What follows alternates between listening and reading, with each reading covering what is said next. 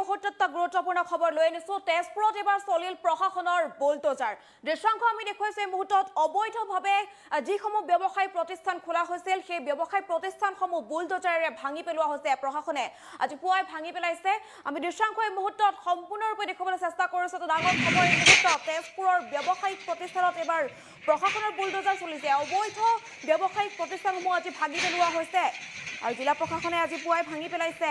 অবৈধ ব্যৱসায়িক প্ৰতিষ্ঠান গুৱাহাটী উচ্চ ন্যায়ালয়ত আবেদন কৰিও ৰক্ষা নাপালে মাজহাৰুল সুলতান নামৰ লোকজনে আৰু তেজপুৰত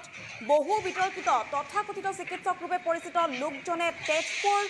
পৰুৱাস্থিত মৰাভলি নৈৰ কাষত 3 বিঘাকৈ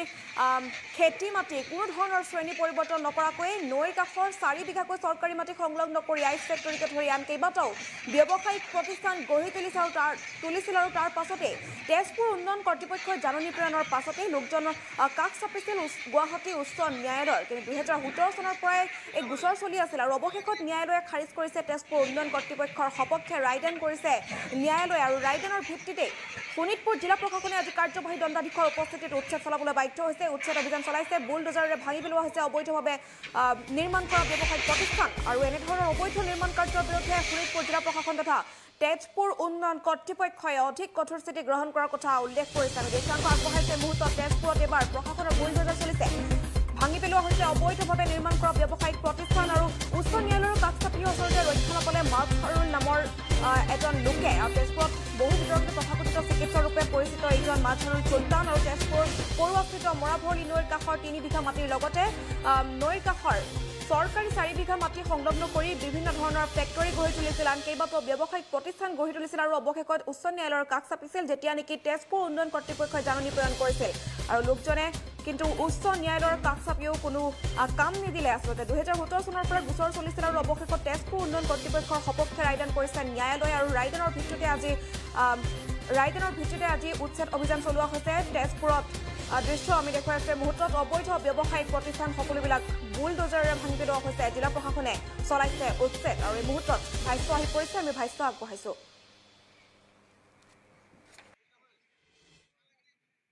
মাজহাৰুল সুলতান তেখেতৰ একচুৱেলি এই আইচ ফেক্টৰী 2018 চনতে টিডিএ একচুৱেলি এটা ইলিগেল নটিচ ইলিগেলি তেওঁলোকে ইয়াত দখল কৰাৰ কাৰণে এখন নটিচ দিছিলে আৰু এভিক্স নটিচ দিছিলে আৰু তেতিয়া তোমাৰ কি হ'ল তেতিয়া হাইকোৰ্টৰ পৰা এখন ষ্টে অৰ্ডাৰ লৈ তেওঁলোকে তেতিয়া যোনটো নটিচ দিছিলে সেই নটিচখন তেতিয়া ৰখাই দিলে কিন্তু এতিয়া হাইকোৰ্টৰ পৰা ফাইনেলি আমাৰ যোনটো অৰ্ডাৰ আহিলে তাত এইটো কোৱা হ'ল যে তেওঁ যদি মাটিটো যদি ৰিক্লাছিফাই কৰিব পাৰে মানে বাওতলি মাটিৰ পৰা কমাৰ্চিয়েললৈকে তেতিয়া আমি মানে ধৰি লওক যোনখন আমাৰ কমিটি আছে কমিটিখনে ডিচিশ্যন ল'বলৈ আমাক কোৱা হ'ল আৰু পিছত দেখা গ'ল যে যিহেতু মাটিটো আমাৰ মৰাভলি নৈ কাষৰ মাটি হয় আমি কোনো ধৰণৰ আমি ৰিক্লাছিফাই এলাউড নকৰোঁ আৰু সেইকাৰণে আমি তেওঁৰ যোনটো আবেদন কৰিছিলে ৰিক্লাছিফিকেশ্যন কাৰণে আমি সেইটো ৰিজেক্ট কৰিলোঁ ৰিজেক্ট কৰাৰ পিছত টিডিএ যোনটো নটিচ 2018 চনৰ নটিচ আছিলে এভিকশ্যন নটিচ সেই নটিচটো আজি ইমপ্লিমেণ্ট কৰা হৈছে হাইকোৰ্টে অৰ্ডাৰ ইমপ্লিমেণ্ট কৰিছে হাইকোৰ্টে কৈছিলে যে মাটিটো যদি ৰিক্লাছিফাই কৰিব পাৰে দেন কৰক আৰু যদি নোৱাৰে দেনটো আমি ৰিজেক্টে কৰিম আৰু তেওঁ যোনখন পেটিশ্যন তেওঁ দিছিলে হাইকোৰ্টত সেইখন ডিছমিছ কৰা হৈছে ডিছমিছ কৰাৰ পিছত আজি টিডিএ সেইকাৰণে সেই 2018 চনৰ যোনখন এভিকশ্যন নটিচ আছিলে সেইখন আজি তেওঁ ইমপ্লিমেণ্ট কৰিছে টোটেল আপোনাৰ 7 বিঘা মাটি ইয়াৰ পিছত আমি এটা ছাৰ্ভে কৰিম ছাৰ্ভে কৰি চাম ক'ৰবাত যিসকলে ইলিগেলি ক'ৰবাত যদি দখল কৰি আছে আমি তেওঁলোকৰ খেয়াল খুচিমতে ইয়াত চৰকাৰী মাটিও আছে বাওতলি মাটিও আছে আমি সেই সময়ে আমি এইবিলাক নক্সাসমূহ চাই পেলাই আমি ঠিকমতে হৈছে নাই সেই ব্যৱস্থা কৰি আমি অনুমতি দিওঁ কিন্তু এই আইচ ফেক্টৰীটো কোনো ধৰণৰ অনুমতি লোৱা নাই আৰু অনুমতি নোলোৱাকৈ বনাইছে আৰু এইটো যিহেতুকে বাওতলি মাটি খেতি মাটি বাওতলি মাটি হোলা মাটি ইয়াতে তেনেকৈ ধৰণৰ বিল্ডিং বনাব নোৱাৰে তেওঁ অবৈধভাৱে নিজ ইচ্ছামতে ইয়াত এই ফেক্টৰীটো বনালে আমি তেওঁলোকক নটিচ জাৰি কৰিব তেওঁলোকে আমাৰ কথা নুশুনি তেওঁ হাইকোৰ্টত আপিল কৰিলে হাইকোৰ্টত 2017 চনৰ পৰা এইটো কেছ চলি আছে আৰু আমি 2024 চনৰ যোৱা মাৰ্চ মাহত আমি এইটো হাইকোৰ্টত আমি জিকি পেলাই আমি এইটো আজি ভঙাৰ ব্যৱস্থা কৰিছোঁ এইটো অবৈধভাৱে এনেকুৱা ধৰণৰ যিমান ইয়াত বিল্ডিং আছে আমি সকলোকে জাননী জাৰি কৰিছোঁ আমি ক্ৰমান্বয়ে ভঙাৰ ব্যৱস্থা কৰি আমি সকলোকে অনুৰোধ জনাইছোঁ যাতে আপোনালোকে তেজপুৰ ডেভেলপমেণ্ট অথৰিটিৰ বিনা পাৰ্মিশ্যনত হোলা নলা আদি পুতি খেতি মাটি বা অন্য যি বাওতলি মাটিত আপোনালোকে যাতে এনেধৰণৰ নিৰ্মাণ কাৰ্য নকৰে তাৰ কাৰণে আপোনালোক অনুৰোধ কৰিছোঁ নহ'লে এনেকুৱা ধৰণৰ ব্যৱস্থা হ'ব আমি আচলতে এইবোৰ ভঙা মেলাত আমি বৰ আগ্ৰহী নহয় আমি বেয়া পাওঁ দুখ পাওঁ এইটো ভাঙোতে দুখ পাইছোঁ কিন্তু উপায় নাই তেওঁলোকে চৰকাৰী নীতি নিয়ম নামানি নিজ ইচ্ছামতে খেয়াল খুচিমতে ইয়াত চৰকাৰী মাটিও আছে বাওতলি মাটিও আছে তেওঁলোকে দখল কৰি এনেকুৱা ধৰণৰ যে ব্যৱস্থা লয় তাৰ বিৰুদ্ধে আমি সদায় মাত মাতি যাম আৰু আমি ব্যৱস্থা হাতত এতিয়া ইয়াতে 7 বিঘা মাটি বুলি কয় কিন্তু 4 বিঘা চৰকাৰী বুলি আমি ইয়াত গম পাইছোঁ চক্ৰ বিষয়ৰ জৰিয়তে আৰু 3 বিঘা তেওঁৰ ম্যাদী পত্ৰৰ মাটি কিন্তু বাওতলি মাটি আমাৰ উইদাউট পাৰ্মিশ্যনত ইয়াত বিল্ডিং বনাইছে সেইকাৰণে আমি ভঙা কৰিছোঁ ইপিনে 2-4 জেগাত আমি তেনেকৈ ধৰণে কৰিছোঁ আৰু অনাগত দিনত আমি এনেকুৱা ধৰণৰ অবৈধ কাৰ্যৰ বিৰুদ্ধে আমি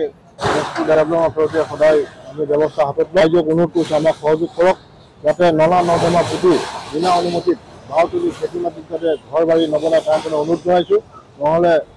এনেকুৱা ধৰণৰ অৱস্থাৰ সন্মুখীন হ'ব লাগিব আমি দুখ পাইছোঁ আমি আচলতে ঘৰ ভঙাটো বেয়া পাওঁ কিন্তু উপায় নাপায় আমি আচলতে ভাঙিব লগা হৈছে এনেকুৱা তেওঁলোকে